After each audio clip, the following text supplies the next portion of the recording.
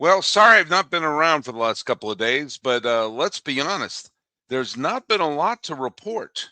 But it turns out, and bear with me for a second, the A's might have money.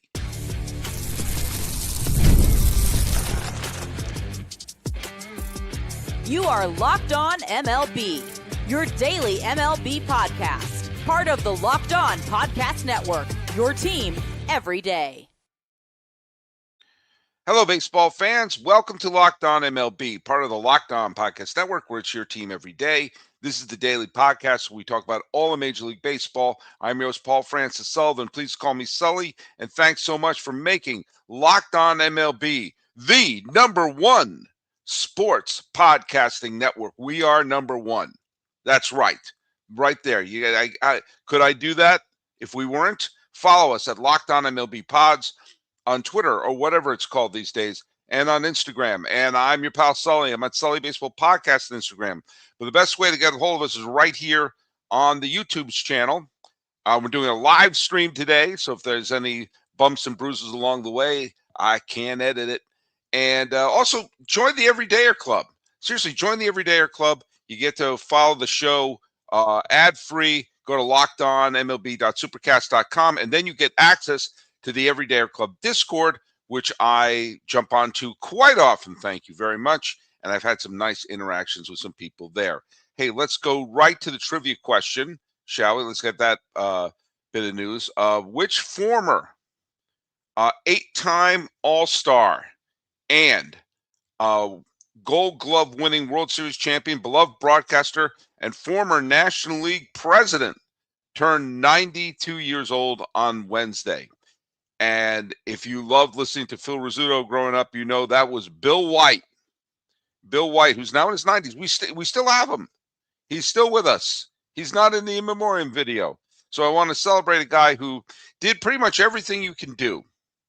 As I said, he was a Gold Glove winner, All-Star several times, won a World Series for his trouble with the Cardinals, was a broadcaster with the New York Yankees for a long, long time, was a terrific broadcaster. I have a slight itch on my nose, had to scratch it, and became the National League president. And when you think about the Hall of Fame, for some reason, the Hall of Fame rules had this weird sort of, you have to be either in as an executive or as a player or as a coach or as a broadcaster. You can't Voltron your candidacy. Saying, well, he was a good player and a good manager, but that's not enough. I think they lightened that up a little bit when they elected Gil Hodges recently, posthumously. But Bill White is that sort of person. He lived he's living an amazing baseball life. I think the Hall of Fame. I have no problem with Jeff Kent, Andrew Jones, and Carlos Beltran being in the Hall of Fame. But I think the Hall of Fame would be even a little better if Bill White had his own plaque there as well. So Stephen Colatrella, who's an everyday Sully, got it right. And good to see you again, Stephen. Stephen hadn't posted a lot, but I haven't posted a lot recently because there's not been a lot to post about recently. I'm starting to think there's something wrong with Framber Valdez. I'm starting to think that maybe there's something wrong, like he's hurt, or they've been looking at medical reports or something. It makes no sense that it is going to be February tomorrow and a legitimate all-star caliber pitcher is still unsigned. I don't think anything to do with it. He snapped his catcher, so what? But there was a piece of news, and it's worth talking about. The West Sacramento A's are trying to keep the band together. And Jacob Wilson signed a 7-year deal.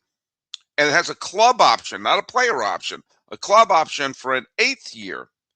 That is a reported, this is according to Steve Adams on MLB Trade Rumors, that it is going to be a $70 million deal over 7 years with an option for an 8th. Now, Jacob Wilson, who played a handful of games for the Oakland A's before getting hurt, huge prospect, and the son of former Pittsburgh Pirate infielder Jack Wilson, played a full season last year in the we don't know where they play, I don't know what city we're playing in athletics, and had a wonderful Rookie of the Year caliber season. He didn't win the Rookie of the Year. That went to his teammate Nick Kurtz, but who won it unanimously. But Jacob Wilson had a fine rookie season. He had an OPS of 800. He had 13 homers. But most importantly, he gave them a good, solid shortstop up the middle. He's young. He made the All-Star team. I believe he started, if I remember correctly, he started on the All-Star team. My nose is itchy, and I apologize. I am not doing anything illegal here. The former first-round draft pick, he was number 6 overall in the draft in 2023, and he has made it to the big leagues. And with that, the A's have locked him up. And first of all, he's young. He's going to have his entire career, his entire prime is under control over the, let's just call him now the West Sacramento Athletics. And I think this is a fabulous move for West Sacramento, that we know that he's going to be there, up the middle. And he gives them a solid player. It's something they don't have to worry about, because basically they had him under team control for another 5 seasons. And so this gives him at least 2 more, possibly 3. So it's not like he's signed until the heat death of the universe. He'll still be in his early 30s when free agency comes around for him. And so he's going to have a chance to, if he turns into the star that I think people really hope he is going to, and he is clearly a team-friendly contract, if he enters his free agency and he's still in his young 30s, he could probably get another big contract at one point in his life. And there were more than one person saying, I am itching, and you have to excuse me. I think it's to do with the allergies. More than one person I read saying things like, "Oh, this is a bad deal for Wilson. This is the A's ripped them off," and they started screaming for Wilson, much like Tom Hanks yelling for his volleyball. But I get, and one person point blank said it on the Discord, why would he sign a $70 million contract? Well, first of all, I can tell you why, because he's 23 years old and he just signed a $70 million contract. I love it when there are people who are living paycheck for paycheck wondering why someone would sign a $70 million contract. He'll probably only see about $35 million of that after taxes and fees. Fine. I hope he can clip enough coupons to live on $35 million. He's 23 years old, and a lot of things can happen. A lot of things can happen. How many times you see a player burst on the scene as a rookie, and in 2 or 3 years you go, what the hell ever happened to that guy? He could tear an ACL. He could flop. He could, take a look at, Mr. Volpe over with the Yankees right now, who everyone thought by now was going to be a superstar. He may not wind up being a superstar. It may not work to come up and say, hey, look it, I'm playing deal or no deal, and I just opened up a suitcase that said $70 million. Am I going to keep that? Well, you're not guaranteed anything.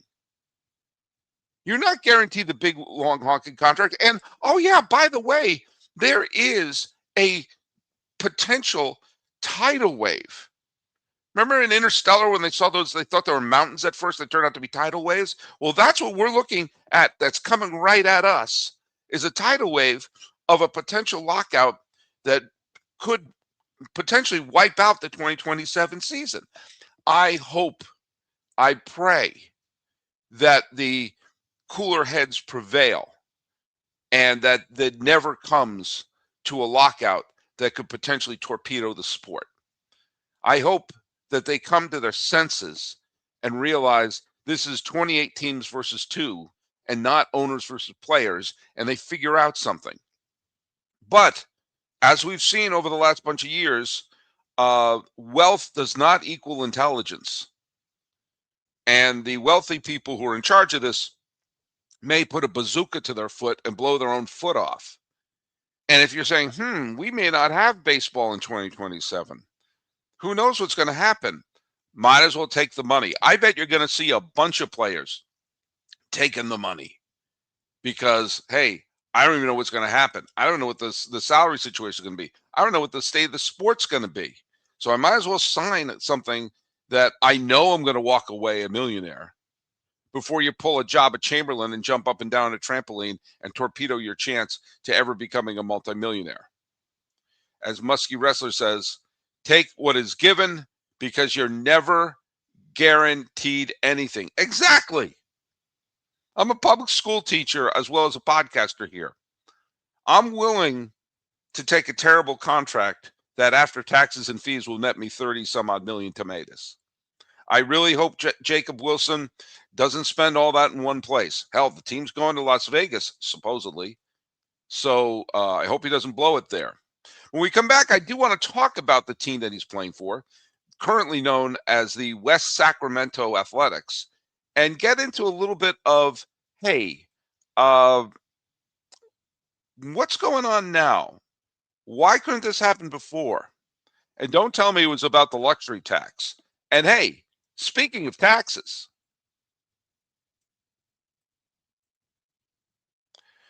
the tax season doesn't have to take over your life. This year, TurboTax is making it easier than ever to just hand things off and move on with your day. With TurboTax full service, you can have your taxes done for you by a trusted local expert start to finish without the stress or guesswork. Instead of spending hours trying to figure out forms, you can meet with a local TurboTax expert in person or connect online. They handle everything, including W-2 forms to self-employed forms, and work to get you every deduction. You can upload your documents, go about your day, and get updates right on the TurboTax app. It's a huge time saver, and it gives real peace of mind knowing an expert is handling it. For a limited time, you can have your taxes done by a TurboTax expert, a local TurboTax expert, just $150 all in. If a TurboTax expert doesn't file for you last year, just file by February 28th. I'm getting my taxes done. I want to get mine done early, and I'm going to do it through TurboTax. And I'm going to take taxes off my plate, and so can you, and get back to your life in time for the baseball season to start. Visit TurboTax.com/local to book your appointment today. That is TurboTax.com/local. Hey, thanks so much for making Locked On MLB your first listen of the day and making the Locked On Podcast Network the #1 sports podcast network.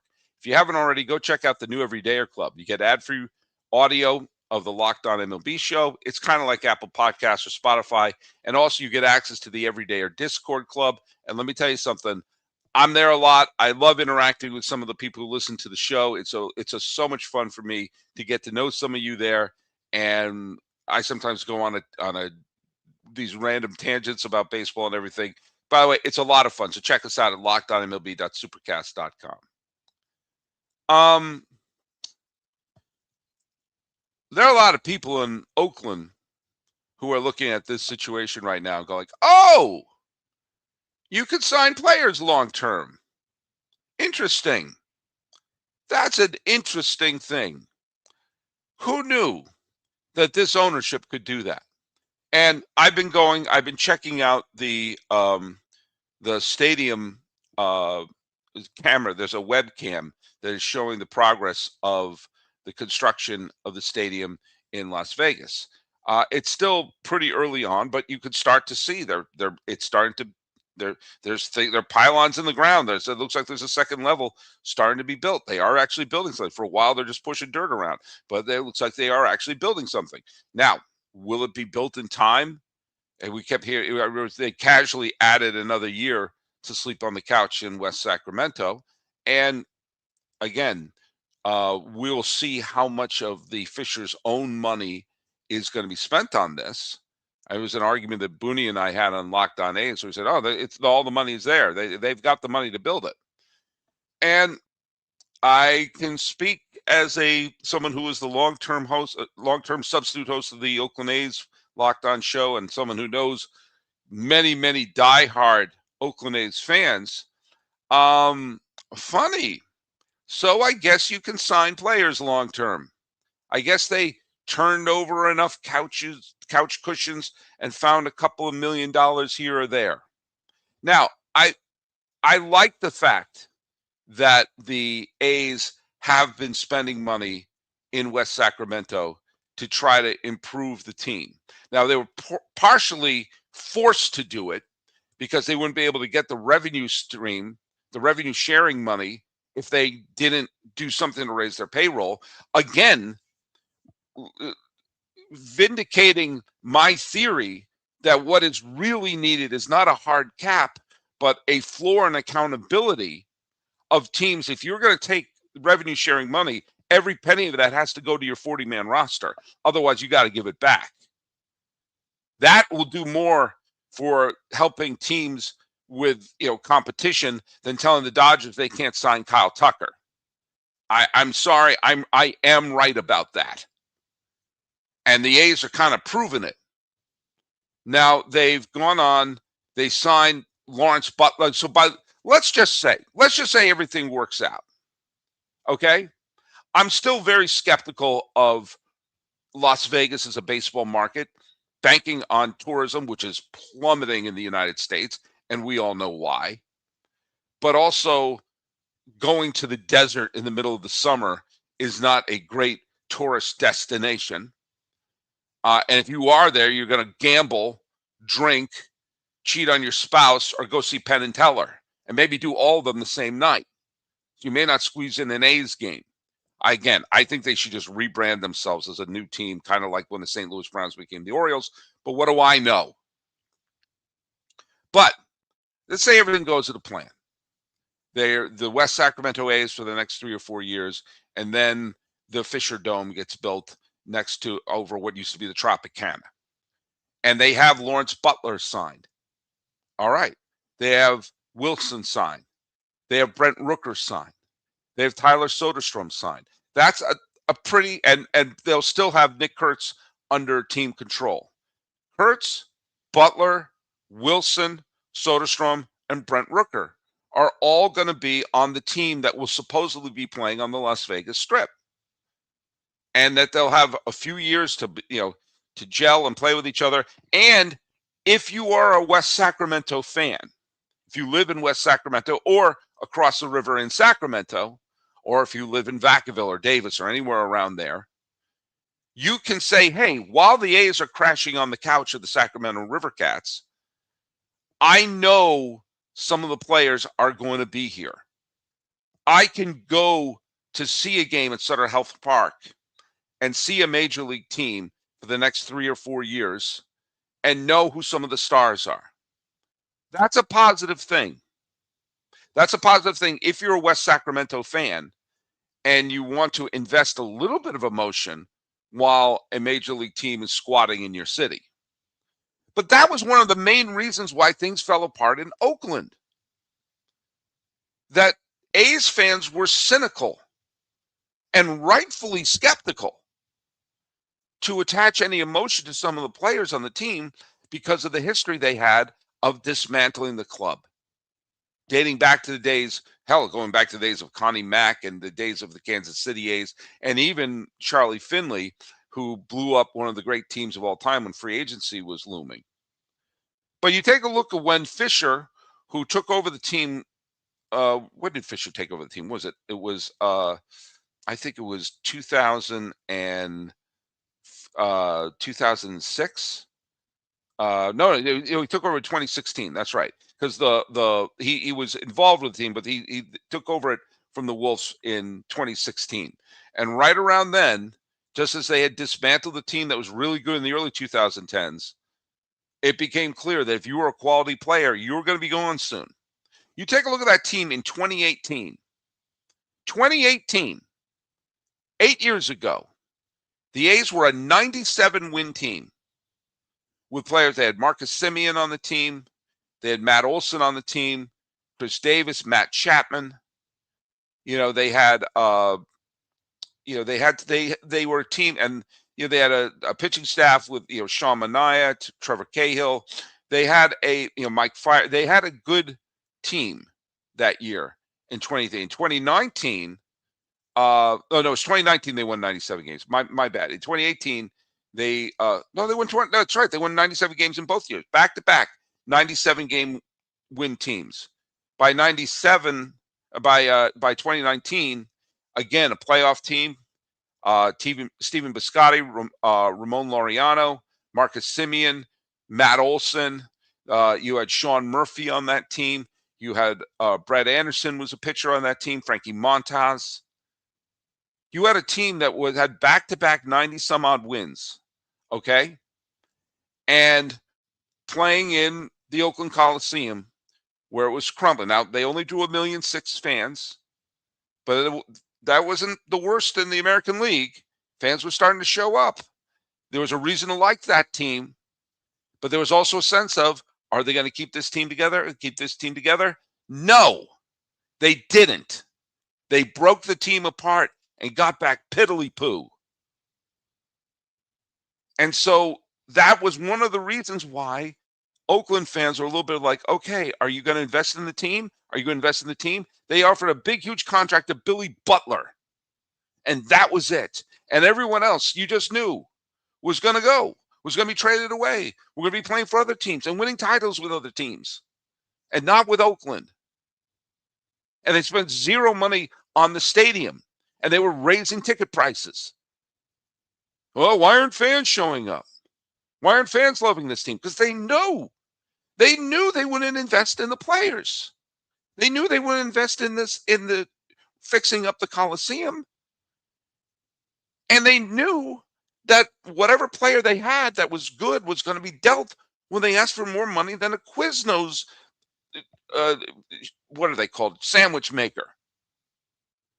And now they look up, oh, now you're signing Soderstrom? Now you're signing Butler? Now you're signing Wilson? Now you can dig in your own pockets and build a stadium? If they had what happened then? Did the stock prices suddenly go through the roof? That's why A's fans were pissed. And they had a right to be. And now Major League Baseball should be angry at them. So, wait, you had the means to do this the whole time? You had the means to put together a decent team? You had the means to build a stadium, and you didn't?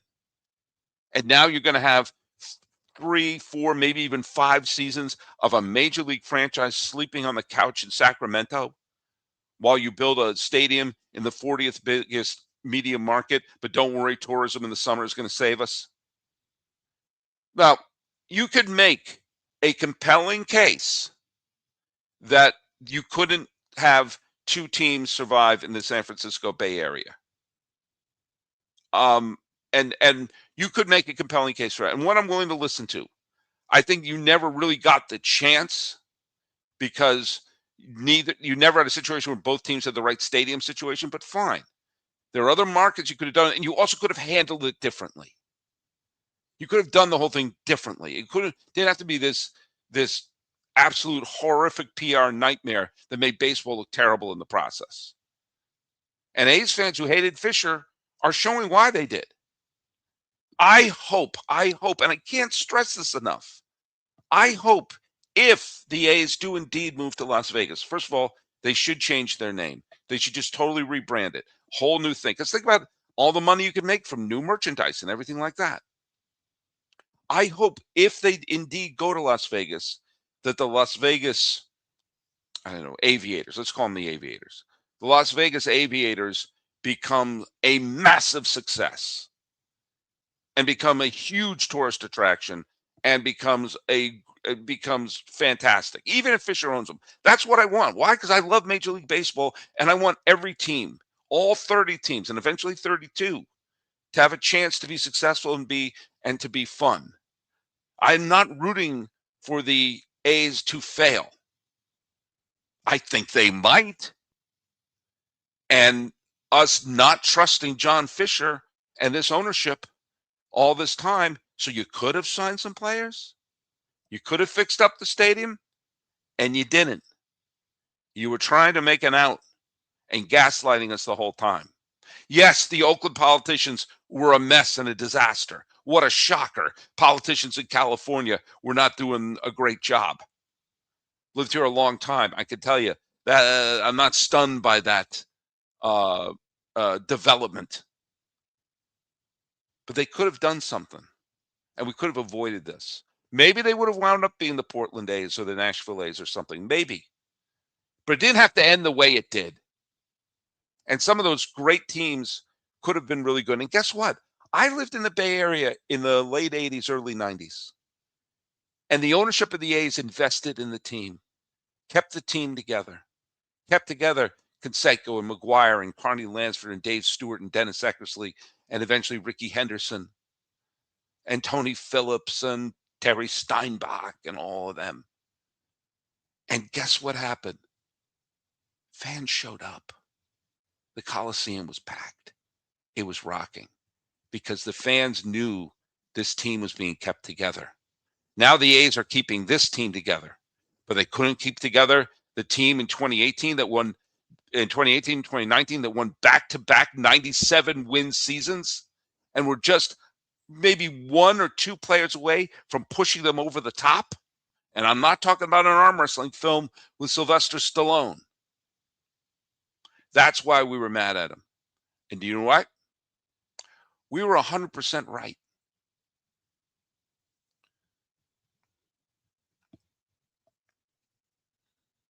All right, that rant went on longer than I was expecting it to, but sometimes your pal Sully gets riled up. I will say that a flea market floppy disk wrote to me. He said, Sully, I remember saying to Booney nothing would be built in Vegas pushing around dirt. Yeah, well, it looks like they are building something. And again, I think the stadium design in Las Vegas looks awesome. I think it looks great. I love that they're not building a traditional ballpark in Vegas. They're building a Vegas ballpark. I want to see it built. And don't think I'm not going to go there. Hell, I went to a game in Sutter Health Park. You don't think I'm going to go to the Vegas Dome? Still not 100% convinced that that the desert is the best place to bring tourists in the middle of the summer. But you know, what do you know? What do you know? By the way, No Thanks Guy wrote me a thing about how there are plenty of ways to make multi-purpose stadiums without making it boring. And No Thanks Guy brought up the stadium in Denver, which was Mile High Stadium, which used to be the stadium for the Denver Broncos.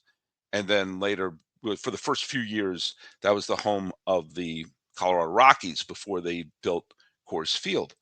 And the fact that Mile High Stadium could easily be converted to a baseball stadium, and that's where the Denver Zephyrs played when the minor league team was there, is part of my thing, that part of the point I was making about why multi-purpose stadiums served a purpose. Oh, he also brought up the Aloha Bowl, which sadly is now destroyed, but that could be a multi-purpose in Honolulu, and you could probably easily they did play baseball games in the Superdome in New Orleans. I don't think they've done a refurbishing of that it's now, they now don't have it so it could be refurbished and put into a baseball stadium. But sure, I bet you can again. How hard can it be?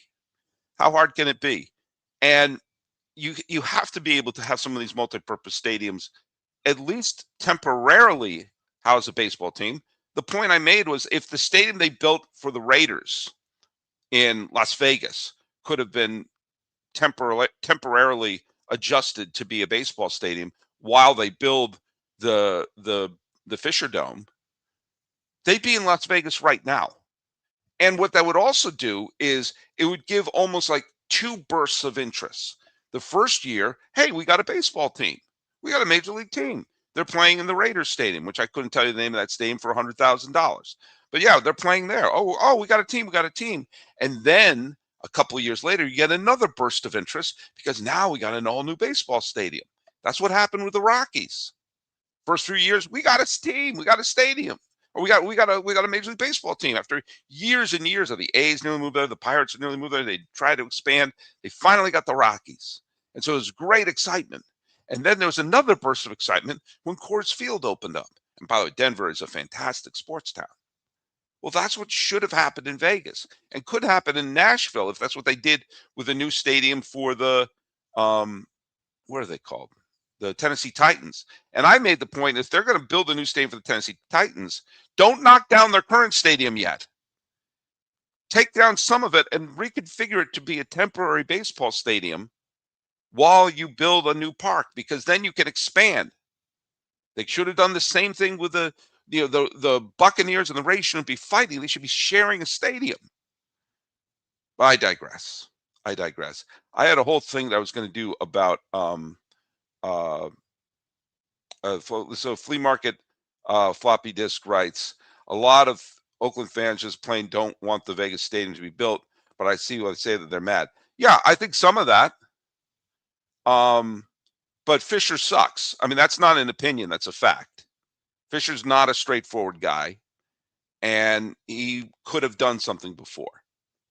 Flea market floppy disk, you're a good fan, and I know you and I don't always see eye to eye, but I love that you're always typing stuff in. But Fisher, I mean, it's not an opinion, it's a fact. Fisher was not straightforward. He could have done things to make this better. And if he invested in the team, invested in the stadium, and it still didn't work out, it still breaks my heart to see any team leave. But he was disingenuous. He's a Nepo baby. That's what happens. That's what happens when you get everything handed to him. But I digress. But I got a whole bunch of stuff. I had a whole other segment I was going to do, but you know what? I'm going to do that this week. And I'm also going to talk a little bit this week about the fact that we have different levels of tolerance for cheating. I guess A-Rod can't get in to the Hall of Fame because of, I don't know. That doesn't make any sense. But you can still have a PED user in the Hall of Fame. You could still have someone who cheated in the closest World Series we've seen in a generation, like Carlos Beltran. So it's not cheating and it's not PEDs. So what exactly is keeping A-Rod out of the Hall of Fame? And why do we have different levels of, different standards when it comes to someone's a cheater? I get it to a degree, but I don't get it to a lot of degrees. So we're going to talk about that. And by the way, please sign up for the Everydayer Club. We have a lot of fun, and the Discord, you can go there, and also you get ad-free shows of Locked On MLB and any of the Locked On shows. Go visit lockedonmlb.supercast.com, and let's go right to the trivia question. Today would have been Jackie Robinson's birthday. He was born on this day. And what future Hall of Famer was offered the chance to break the color barrier with the Dodgers before Jackie Robinson agreed to? Jackie Robinson was not the first choice by Branch Rickey. He offered it to someone else, and the other person went on to become a Hall of Famer, but didn't want to be the first one to go through that barrier. That's your trivia question. Who was the first person who was offered the spot? What future Hall of Famer had a chance to be the one to break the color barrier before Jackie Robinson? Talking about Jacob Wilson signing a contract, and good for the A's for keeping a team together.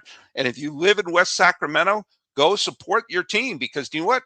You know who's going to be there, unlike the fans in Oakland. This has been, I almost said it's a crossover. No, I'm doing this alone. This has been Locked On MLB. I'm your host, Paul Francis Sullivan. Please call me Sully.